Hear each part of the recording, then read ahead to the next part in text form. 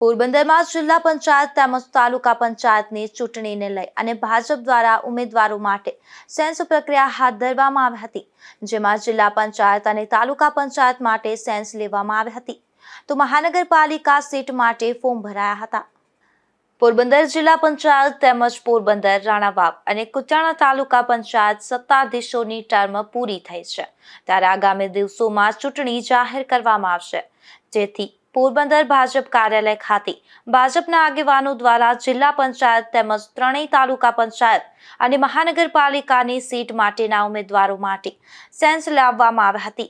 જેમાં આજે જિલ્લા પંચાયત અને ત્રણેય તાલુકા પંચાયત ઉમેદવારો માટે સેન્સ લેવાઈ હતી, જેમાં 150 થી વધુ ઉમેદવારો સેન્સ પ્રક્રિયામાં ભાગ લીધો હતો, તો મહાનગરપાલિકાના સીટ માટે પણ અંદાજે 500 થી વધુ ઉમેદવારોએ ફોર્મ ભર્યા હતા।